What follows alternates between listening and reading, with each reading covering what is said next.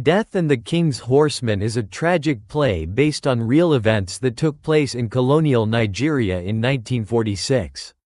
Written by Wole Soyinka, it dramatizes a conflict not just between African and Western values, but more deeply, between spiritual obligation and colonial misunderstanding.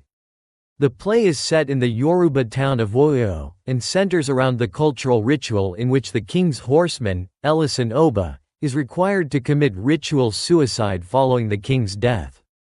This is a long-standing Yoruba tradition meant to ensure that the king's passage to the afterlife is complete, with his horseman leading the way. Ellison is a man of great status and charisma. He understands his duty, but he is also deeply enamored with the pleasures of life. On the night he is supposed to die, he insists on marrying a beautiful young woman. This delay is interpreted by some as a sign of spiritual weakness or hesitation. Meanwhile, Pilkins, the British colonial district officer, learns of the ritual suicide through a misinformed lens of Western morality. Believing it to be barbaric and illegal, he intervenes and has Ellison arrested and imprisoned, thereby interrupting the sacred ritual. The consequences are catastrophic. Ellison's failure to die brings dishonor and cosmic imbalance to the Yoruba world. Worse still, Olunde, Ellison's educated son who has been studying medicine in England, returns home and takes his own life in place of his father.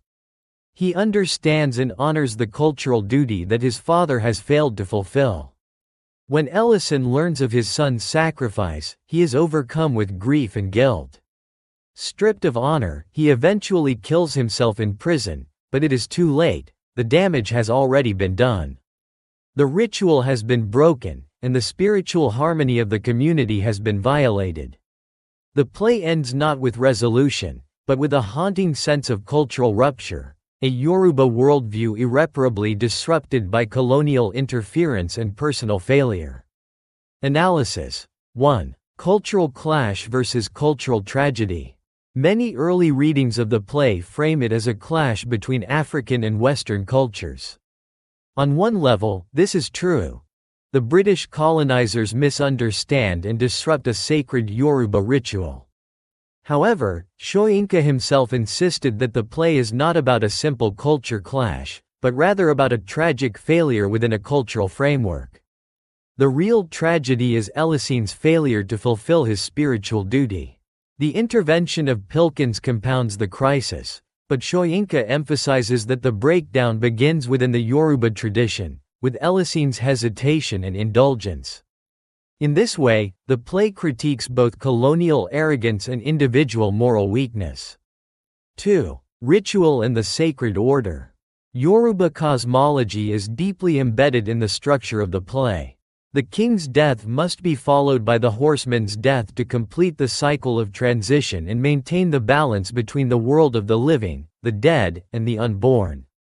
Ellison's role is not simply ceremonial, it is metaphysical and cosmic. His failure to die disrupts this spiritual order. The Yoruba characters, especially Iyaloja, the mother of the market and spiritual elder, stress that this is not just a social custom but a matter of universal equilibrium. This spiritual dimension elevates the play from historical drama to ritual tragedy in the classical sense. Like in Greek tragedies, the fate of the community hinges on the protagonist's actions, and disharmony in the soul leads to disorder in the cosmos. 3. Colonial arrogance and misunderstanding. Though Soyinka does not reduce the play to a simple anti-colonial message, he exposes the blindness of colonial authority. Pilkins and his wife Jane are well-meaning but profoundly ignorant of the cultural and spiritual significance of the events they interfere with. Pilkins sees Ellison's suicide as a crime against British law and human rights, completely missing the deeper cultural and religious dimensions. His intervention is not only ineffective but catastrophic, leading to Olunde's death and the spiritual pollution of the community. Through these characters, Soyinka critiques the paternalistic nature of colonial rule, which imposes Western morality without understanding or respect. The British see themselves as civilizing, agents, but in reality, they destroy a sacred process they do not comprehend. 4. Father and son. Ellison and Olunde. The relationship between Ellison and Olunde is central to the play's emotional and moral weight. Olunde, educated in England, is expected to be westernized and perhaps dismissive of his culture. However, he surprises everyone by embracing his Yoruba identity more firmly than his father. Olunde's suicide is both tragic and heroic. It shames his father and restores, in part, the spiritual balance of the community. In this reversal of roles, the son becomes the moral compass, while the father becomes the symbol of failure and decay. This father-son dynamic reflects broader generational tensions in post-colonial societies, where the young often have to bear the burdens and failures of their elders. 5. The role of women. Iyaloja and the bride. Iyaloja, the mother of the market, is one of the play's most powerful and dignified characters. She represents moral authority and cultural continuity. Her words carry spiritual weight, and she does not shy away from confronting Ellison's flaws. She gives the young bride to Ellison as part of his final earthly pleasure, but when he fails, she is the one who condemns him most directly. Her final speech is scathing and mournful, expressing the collective disappointment of the community.